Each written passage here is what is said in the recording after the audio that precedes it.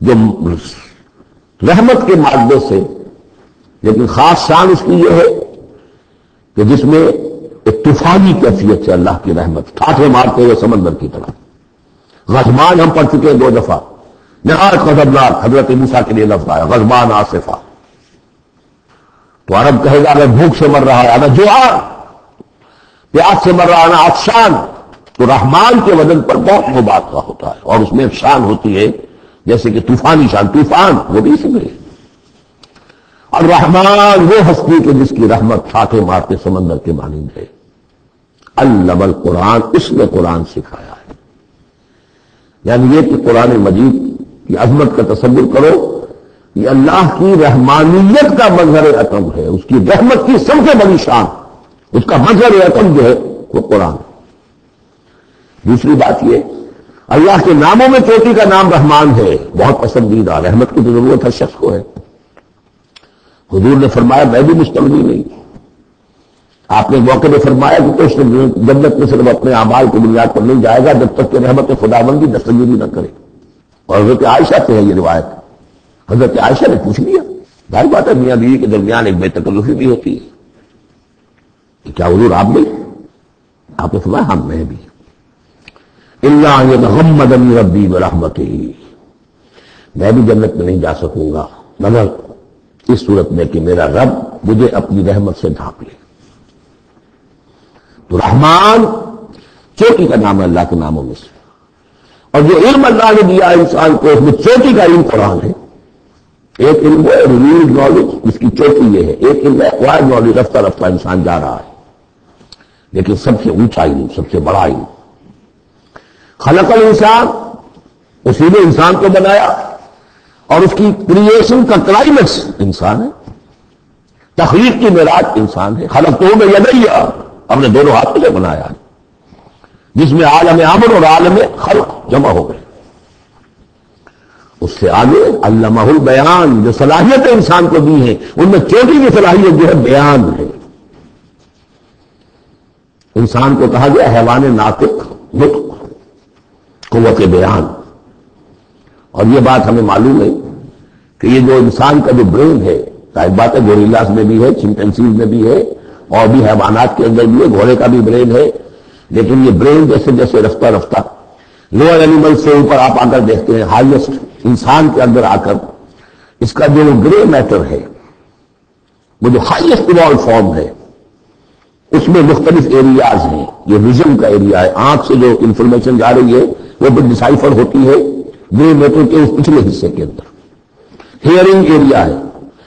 لیکن سب سے بڑا رقبہ جو ہے وہ ہے اسپیچ سینٹر، اور اس کے 2 حصے ہیں، دوسرے کی بات سننا اور سمجھنا، پھر اپنی بات کہنا. یہ 2 ایسپیکٹس ہیں اس کے. تو اسپیچ سینٹر، اس میں دونوں چیزیں آ جائیں گی، کلام کا فہم اور پھر کلام کو دوسروں تک پہنچانا. تو علمہ البیان، اللہ نے صلاحیتیں تو اور بھی دی انسانوں کو بہت سی، آنکھ بھی دی، کان بھی دیا. لیکن یہ آنکھ اور کان تو حیوانات میں بھی ہے، بلکہ بعض حیوانات کی بصارت ہم سے کہیں زیادہ آگے ہے. بعض حیوانات وہ ہیں کہ جنہیں روشنی کی ضرورت نہیں دیکھنے کے لیے، بغیر اندھیرے میں بھی دیکھتے، ہم تو اندھیرے میں نہیں دیکھ سکتے.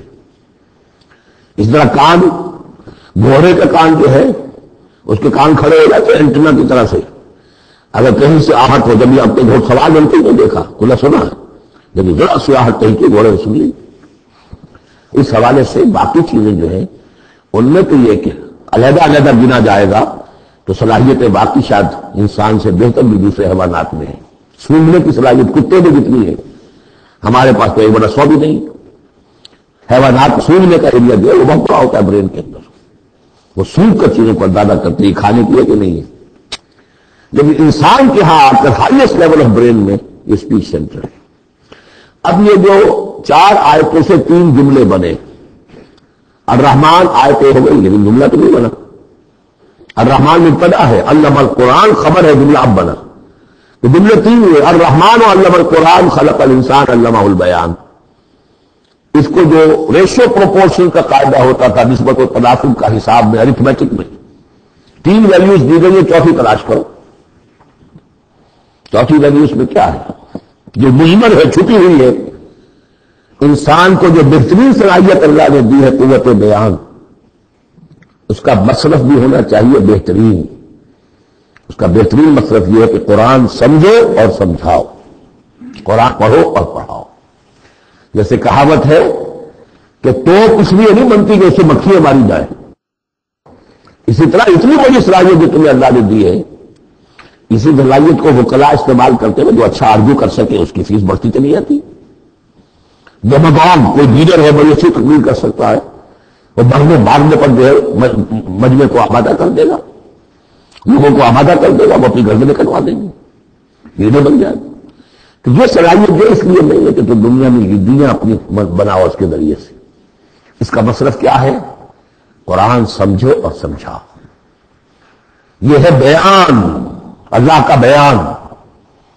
اس بیان کو سمجھنا، پہلے تو اسپیچ سینٹر کا وہ حصہ جو ہے اس کو سمجھے، اور پھر اسپیچ سینٹر کا جو دوسرا جو حصہ ہے وہ اس کو بیان کرے. چنانچہ اس کو کھول کر بیان کر دیا محمد رسول اللہ صلی اللہ علیہ وسلم نے. حدیث ہے آپ کی جس کے راوی ہے عثمان ابن عفان. دیکھیے نام کے اندر بھی وہ قافیہ مل رہا ہے. الرحمن علم القرآن خلق الانسان علمہ البیان عن عثمان ابن عفان. اب عفان کے بیٹے عثمان نے روایت کیا، حضور نے فرمایا خیرکم من تعلم القرآن وعلمہ. اور خیر یہاں پر سپرلیٹو کے سینس میں آ رہا ہے، تم میں بہترین لوگ وہ ہیں جو قرآن سیکھیں اور سکھائیں. اب سورہ قمر کے فوراً بعد یہ وَلَقَدْ يَسَّرْنَا الْقُرْآنَ لِلذِّكْرِ فَهَلْ مِن مُدَّكِرٍ. الرحمن علم القرآن خلق الانسان علمہ البیان. الشمس والقمر بحسبان. یہ سورج اور چاند سب ایک حساب کے ساتھ ہیں، ان کی گردش حساب کے ساتھ ہے. اسی حساب سے دن بن رہے ہیں، راتیں بن رہی ہیں، ہفتے اور سال اور مہینے بن رہے ہیں. والنجم والشجر یسجدان. نجم جو ہے تو ستارے، سورج اور چاند کے مناسبت سے تو اس کے لیے ستارے کی مفہوم ہے، لیکن نجم جو عربی زبان میں جھاڑیوں کو بھی کہتے ہیں جو زمین میں ہوتی ہے، کیونکہ یہ ستارے بھی زمین میں اتنے نظر آتے ہیں جیسے کہ جھاڑیاں ہوں.